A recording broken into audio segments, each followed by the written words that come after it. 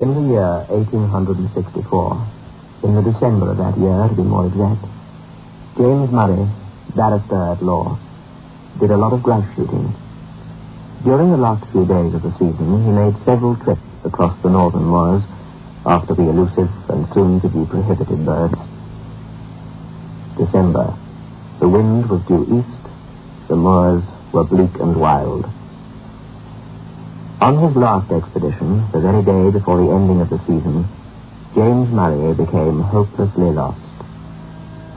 The first feathery flakes of a coming snowstorm fluttered down upon the heather, and a leaden evening was closing in all around. The purple moorland melted into a range of low hills. There was not the faintest smoke wreath, not the smallest cultivated patch, or fence, or sheep track.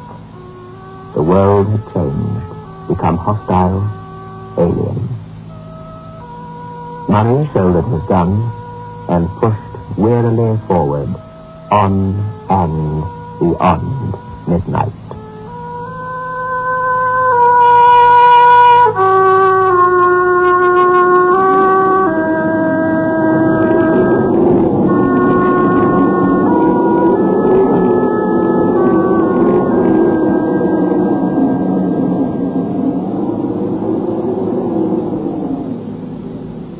Biotex, the new soap and pre-wash powder, presents Beyond Midnight by Michael McCabe. I had a letter recently from Mrs. V.P., head of 7th Street, Parkmore, Johannesburg, and she said, "I cannot fully describe my utter delight on returning to the washing to find the stubborn stains of 2 months' standing completely removed. I am so glad I discovered your product, Biotex."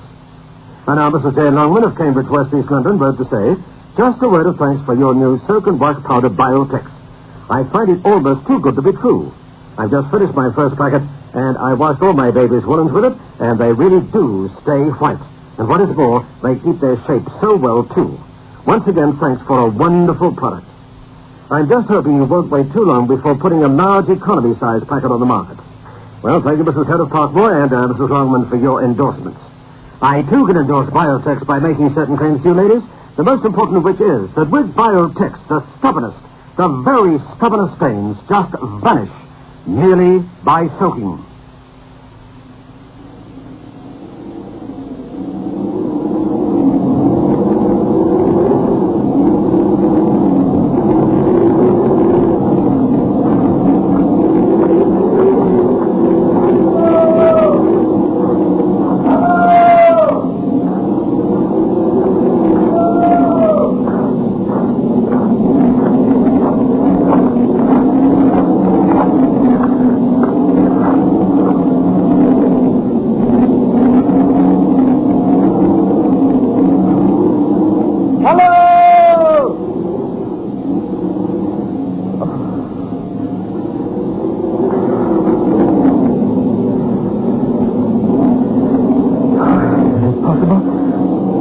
On thus throughout the whole of the night, walking.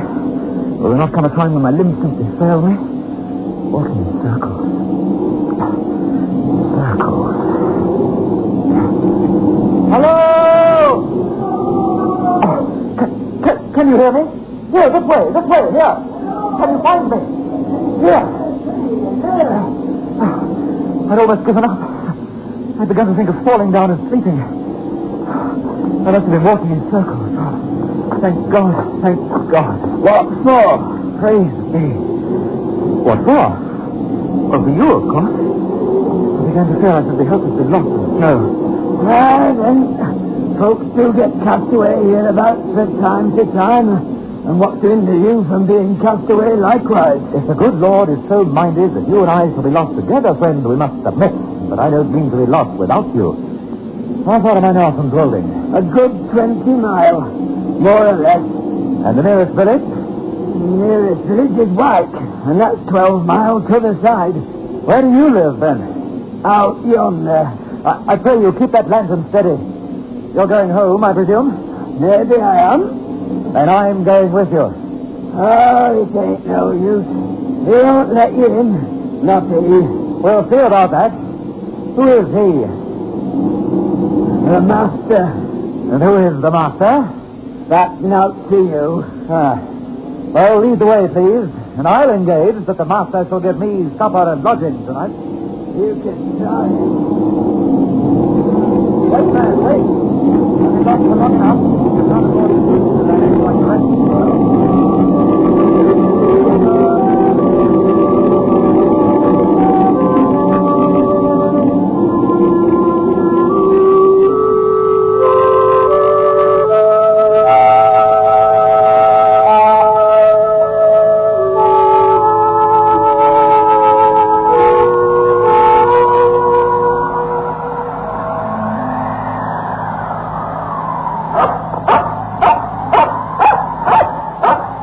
Is this the house?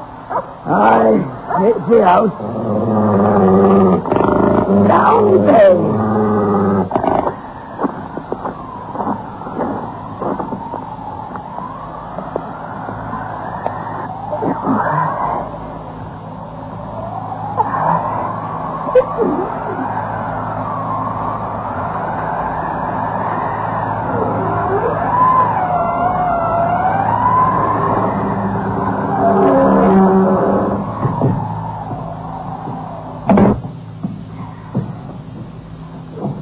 Wait here.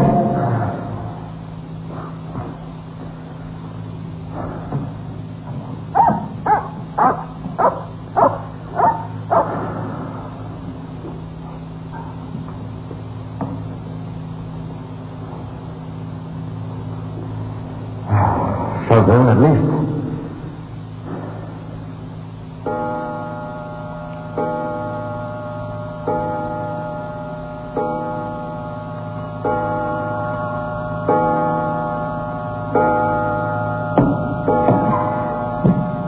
Here, that's for you. Yonder this room. Go in.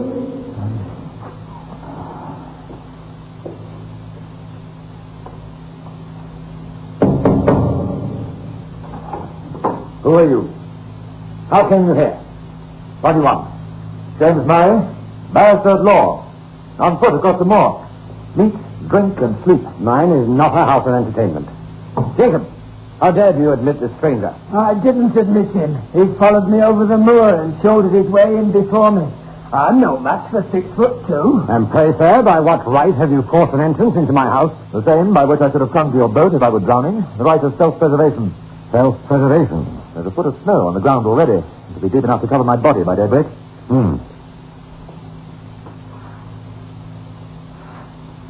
It is true. You can stay here if you choose till morning. Jacob, serve the supper.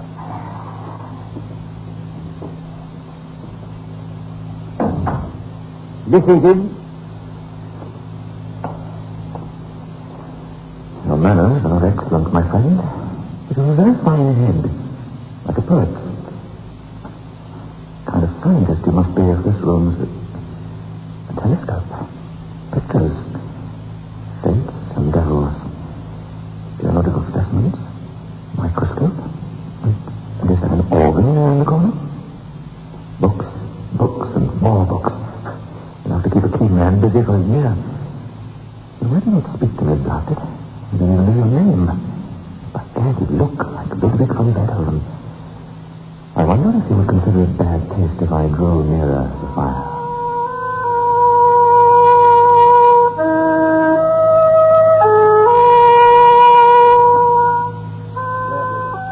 On the table. I have only the homeliest farmhouse fare to offer you, sir. Your appetite will, I trust, make up for the deficiencies of our larder. Ham, eggs, bread, and what appears to be a bottle of excellent sherry. My friend, I can think of nothing better.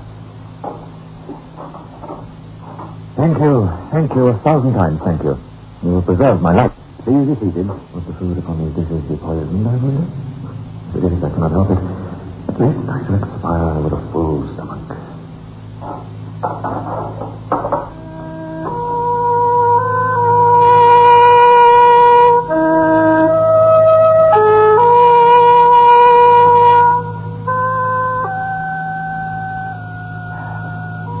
Was probably the finest meal I've ever tasted. Thank you. To a castaway on a desert island in a storm, a glass of uncontaminated water and a crust would seem manna from heaven. I have lived here in semi-retirement for 23 years. During that time, I have not seen as many strange faces. I have not read a single newspaper. You are the first stranger who has crossed my threshold for more than 4 years. Will you favor me with a few words of information about the outer world from which I have been parted for so long? Interrogate me, sir. I am heartily at your service. My inquiries will relate primarily to scientific matters. If you are not a student of science, no matter. Answer to the best of your ability.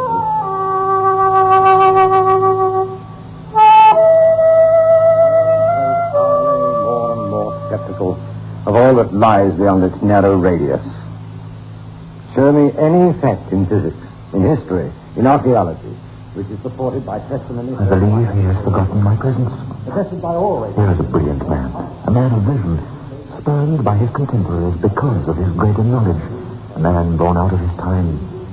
If it were not for my poor dear wife waiting for me anxiously, I swear I could listen to this man all night long.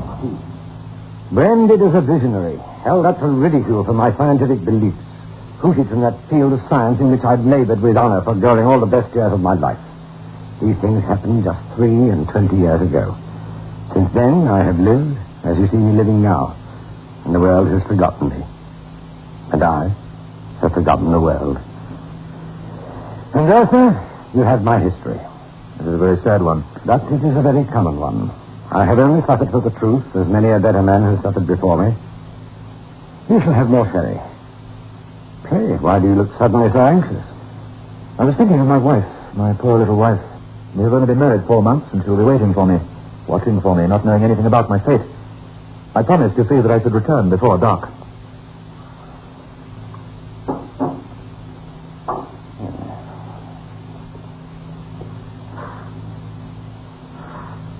Ceased, Mary. Ceased? Oh, if only it were possible. But no, it is impossible. Walk 20 miles across the moor, even if I could find my way. Walk 20 miles? What are you thinking of? My poor wife. She'll be breaking her heart with suspense and terror. Where is she at this moment? At Wolding. At Wolding. Yes, it is true. The distance is 20 miles. Are you very anxious to save the next 8 or 10 hours? So anxious, I would give 10 guineas at this moment for a guide and a horse. Your wish can be gratified at a less costly rate. The night mail from the north, which changes horses at Wolding, passes within 5 miles of this spot. It will be due at a certain crossroad in about an hour and a quarter. If Jacob were to go with you across the moor and put you onto the old coach road, you could find your way, I suppose, to where it joins the new one. Easily, gladly. The snow lies deep. A glass of Escobar before you start. Not a pleasanter journey than the one you are contemplating this night. James Murray drank the spirit, and it went down like fire, liquid fire, and took his breath away. There was more than one instance during the next 2 hours or so when he wished fervently that he had stayed with the self-exiled man of science, rather than take the path through the snow to the old coach road that night.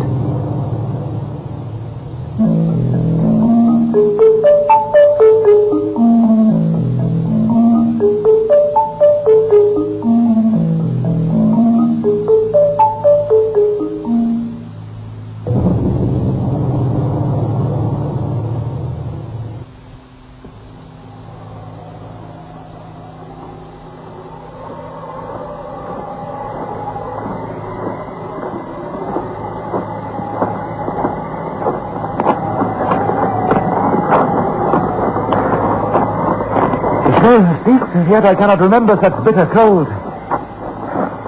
Not a single star. Your master is a very eloquent man, Jacob. A brilliant man. Deep. Walking is difficult, to be sure. How much further to the coach road? After those hours of talk from the master, walking with the servant is like attempting conversation with a tailor's dummy.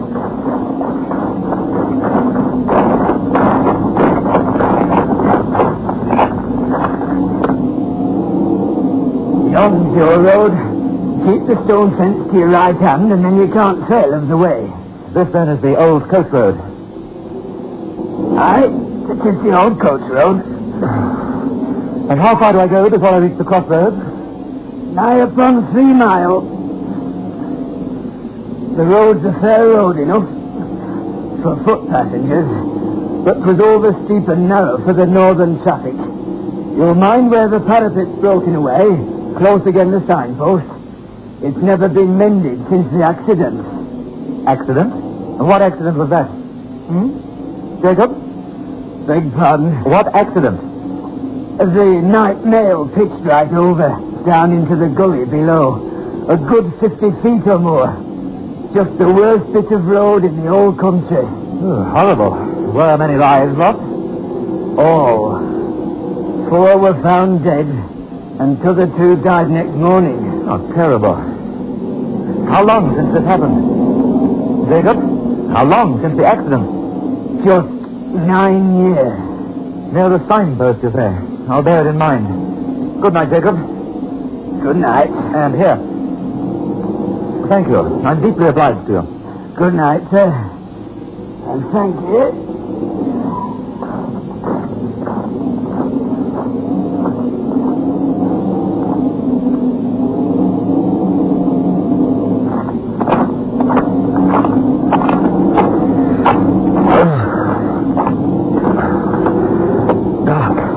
Dark. But there's the stone fence. Silent. Solitary. Feel terribly lonely. Lonely somehow. As if I've been deserted by the last man in the world.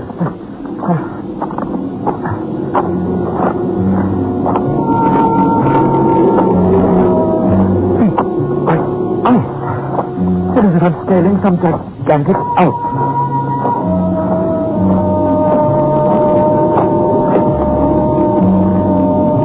Right. Is it? Yes. Jacob, he's coming back again. The fire? No. There's a second light. Parallel. They must be carriage lamps. Must be a private vehicle. But what would be out on a night like this?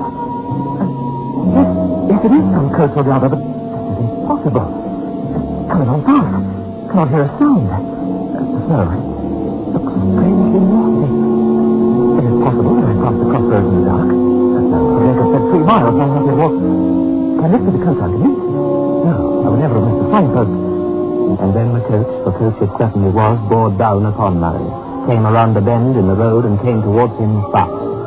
Guard, driver, 1 outside passenger, 4 steaming greys. The lamps blazed like a pair of fiery meteors. Hello, wait there, coach, hello, coach! And the coachman pulled up. The guard, muffled to the eyes in capes and comforters, and apparently sound asleep, neither answered Murray's hail nor made the slightest effort to dismount. The outside passenger did not even turn his head. Murray clambered inside the coach, and the coach started again, as noiseless as ever.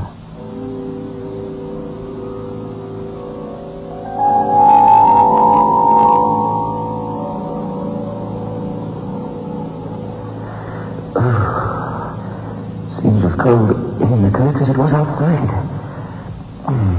3 passengers only. And welcome to the world. This is scarcely the friendliest part of the world I've been in. How intensely cold it is tonight. The winter seems to have begun in earnest. Most friendly. He heard me. I know he did, for he turned his eyes upon me. Damp. Most disagreeable. Snow in here, it's quite... it's like ice. It's warmer than I dare, by far. I can't bear the smell in here. The window down could hardly let in more cold than is already present. Have you any objection to an open window? I said, have you any objection to an open window? Very well, then. I take it you have none? It's rotten. Quite rotten. This window... I'm sorry, excuse me. This window is covered with mildew. Have you noticed? Anybody? Have you? The whole coach is in the very last stages of dilapidation. Decaying. Look. It's hardly safe, is it? How can it possibly be safe? Why, the whole machine is quite foul, and it must have been dragged from some outhouse somewhere. It must have been mouldering away for years. quite deplorable. The regular mail, I suppose, is under repair, yes?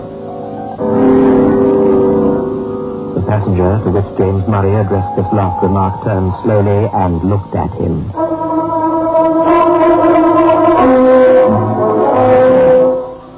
Murray knew that he would never forget the sight of that face as long as he lived. He turned cold at heart under its scrutiny. The eyes glowed with a fiery, unnatural luster. The face was livid as the face of a corpse. The bloodless lips were drawn back as if in the agony of death, and showed the gleaming teeth between. Murray turned to his office man. He too was staring at him with the same startling pallor in his face, and the same stony glitter in his eyes. What are you? What are you? And then Murray realized that none of the passengers in that coach were living men, not living men as himself.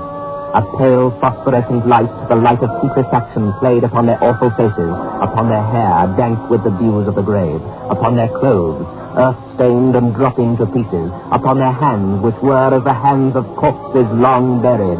Only their terrible eyes were alive, and those eyes were all turned menacingly upon James Murray. In that single instant, brief and vivid as a landscape beheld in a flash of summer lightning, he saw the moon shining down through a rift of stormy cloud, the ghastly signpost rearing its warning finger by the wayside, the broken parapet, the plunging horses, the black gulf below. Then the coach reeled like a ship at sea. Then came a mighty crash, a sense of crushing pain, and then darkness. Brilliant. A man like that. Exile. Fine food. Ceased snowing. Ceased snowing. Ceased snowing. Ceased snowing now. Hopeless. Walk 20 miles across the moor. Across the... Where is it? Dwalding. Oh, we found it dead. Across the... Who died next morning? 20 miles. Next morning. Found dead. Across the... He fell. Close against the junction of the old coach road and the new. Oh, thank God you were saved. Thank God. You must have lain for so long in snow. Soft snow. They found you at daybreak. 2 shepherds. The letters in your pocketbook showed your name, and I was summoned. You were so long in danger. So long. So many days, weeks. The surgeon said you had dreamed in your delirium. Such a frightful dream, my love. Such a frightful dream. Oh, James, my darling, safe now. Graves. Others may form what conclusions they please. I know that I was the 4th inside passenger in the Phantom coach.